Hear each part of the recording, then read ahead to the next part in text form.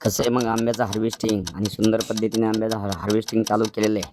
केशर आंब्याचं हार्वेस्टिंग हे पाहू शकता कशा पद्धतीने झाड आहेत आणि त्या झाडांची निगा सुंदर पद्धतीने राखल्यामुळं हे सुंदर असं फळ त्याला आलेलं आहे. पाहू शकता एका एका झाडाला किती किती आंबे क्वालिटी आणि क्वांटिटी कशा पद्धतीने दिसतील आणि त्याची ग्रोथ पण पाहू शकता कोणत्या पद्धतीने झालेली.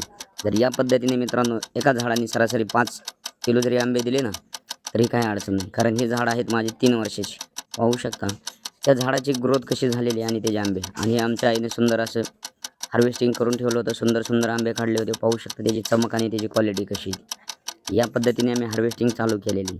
अतिशय सुंदर आणि देखणे अशी हे आंब्याची झाडं आहेत आणि त्याला सुंदर असं फळ लागलेलं. झाडांची हाईट बघितली तर 4-4.5 फुटाची हाईट आहे आणि एक झाड सरासरी 4 ते 5 किलोच्या आसपास आंबा देत आहे. सुंदर पद्धतीने फळ लागलेलं आहे. सकाळीच लवकर गावी गेलो होतो आणि हार्वेस्टिंग करायची म्हणून आंबे काढायची तयारी चालू केली होती. आणि हे पाहू शकता कशी कैऱ्यांची सुंदर अशी ग्रोथ झालेली. सुंदर अशी ग्रोथ आहे. एक कैरी सरासरी 400 ते 450 याच्या दरम्यान ग्रॅमच्या दरम्यान भरणार. सुंदर अशी ग्रोथ आहे. पाहू शकता. या पहा हे छोटंसं झाड आणि या झाडाला लागलेलं फळ बघा किती सुंदर असं फळ आहे ते. लवकरच हा आंबा मार्केटमध्ये आपण काल हार्वेस्टिंग केलेला आहे आणि 2 ते 3 दिवसात तो तयार होणार आहे. सेल करण्यासाठी तयार होणार आहे. पाहू शकता हे झाड त्याला तर अक्षरशः लाकडाचा सपोर्ट द्यावा लागलेला आहे, एवढं त्याला फळ लागलेलं आहे. आणि हे हार्वेस्टिंग करून कॅरेटमध्ये आम्ही आंबे सुंदर पद्धतीने भरत होतो. या पद्धतीने आंब्याची ग्रोथ झालेली. पुन्हा एकदा पहा त्याची शायनिंग. आणि आंबे काढताना एक गोष्ट लक्षात ठेवायची की त्याला छोटा छोटा देठ ठेवायचा आहे. आमचे वडील आबा आणि आम्ही दोघंजण मिळून आंब्याची हार्वेस्टिंग करत होतो.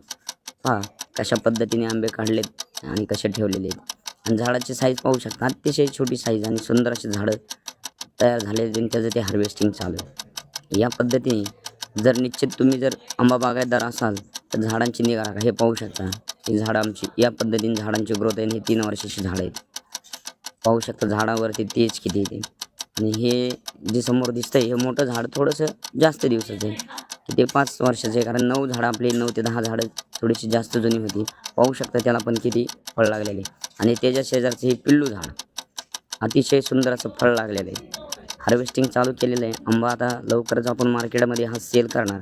आणि एक बदामचं झाड आहे आणि त्या बदामचं आपण हार्वेस्टिंग केले. पाहू शकता त्या बदामच्या झाडाला किती कैऱ्या निघल्या. कमीत कमी त्या झाडाच्या मी मागच्या व्हिडिओमध्ये बी सांगितलं होतं 600 ते 700 कैरी निघालेली. हे बदामचं झाड आहे. पाहू शकता विस्तीर्ण असं झाड झालेलं.